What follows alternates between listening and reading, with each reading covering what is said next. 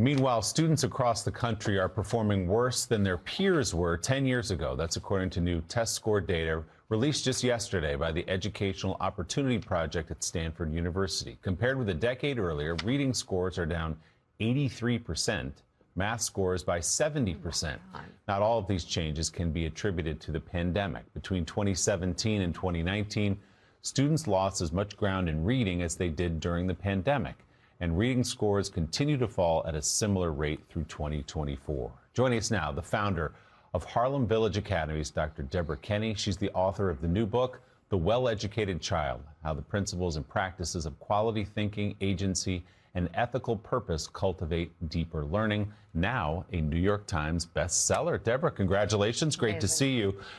We're so curious to hear not just your theory, but your well-earned knowledge about what's going on with these test scores right now, because you're on the front lines every single day in your extraordinary schools. What do you think when you hear those numbers? Right. Well, one of the things we were talking about earlier is the pervasive use of technology in schools. I would say that you can't bring simple answers to a complex problem.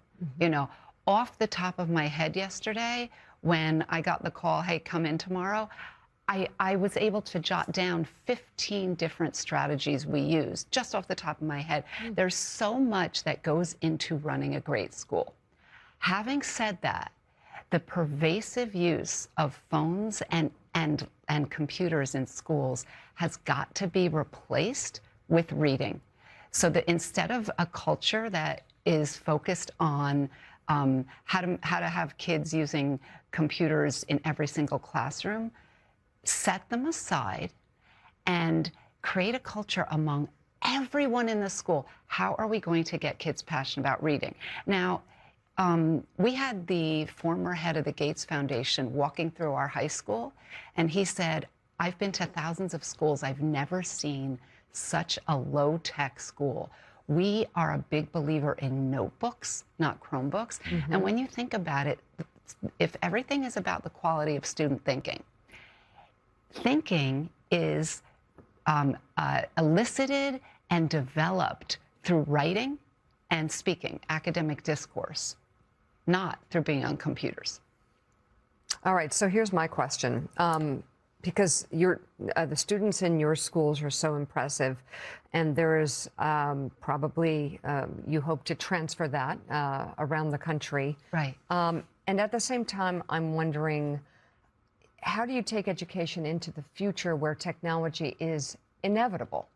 So you can separate the kids to help, and I understand the need to think, the need to read something completely, the need to actually write something down that helps your brain compute it, remember it, analyze it, and then talk about it.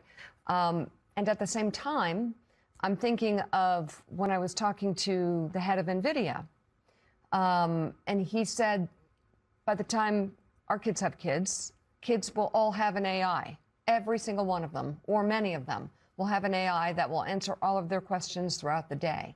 So how do you take education into the future and not pull away from technology, try and commingle? I still believe that a foundation in classical ideas, no matter how much technology is going to be permeate the future of every aspect of our lives, I still believe that when kids are young, especially, I believe in zero technology, and then as little as possible as they get older, that they need a foundation first. And the article in the Times points to a lot of serious issues. For example, they said that in some schools up to 23% absenteeism, right? So there needs to be more urgency. And I'll give you just one example. In the first 7 weeks of every school year, habits are formed. So how do you, for example, form the habit of simply showing up and being in school? That's the bare minimum. And yet attendance itself is a crisis. So it's a combination of absolute insistence. Every kid must be here every day. We are passionate and driven, and everyone in the school is going to build relationships with their students, because we know that emotion drives cognition. You know, brain science shows you that when kids have strong relationships, they're going to want to show up for you. And on the basis of those strong, close relationships that you build, you know, go on a camping trip or do activities in the first few days of school, then you are, we say 100% of kids, 100% of the time. Everyone is in school every day, and there will be no excuses, and we will make sure to do whatever it takes to support you. But we are insisting that you are here, and we are insisting that you're on time. Just really high expectations, low tech. I love it. That's part of it. You know, the other thing is there are ways to stop the decline before it starts. For example, if you do assessments with students in the first week of school, you will very quickly figure out which kids are struggling. In any class, we all know this. Let's say there's 28 kids. There's a third who are struggling, a third who are advanced. You know, that's a typical American classroom, right? Well, we have something called, and every school can do this, keeping pace rather than catching up. In other words, stop the decline before it even starts. So every single day, the kids who need extra help should get that help during the school day by pulling small groups, you know, in lunch or having a certain period of the day where small groups are pulled, and that those kids get extra tutoring so that they're keeping pace with the class. Don't wait till the end of the week when they fail. So there are many strategies that can stop this decline. So classrooms are filled with tools today that were unimaginable 20, 25 years ago.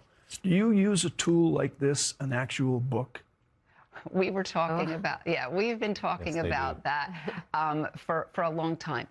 We have kids reading 50 books a year. 50. They read, we set aside a half hour a day. Every school in America can get their teachers around a table and say, how are we going to get kids to fall in love with reading?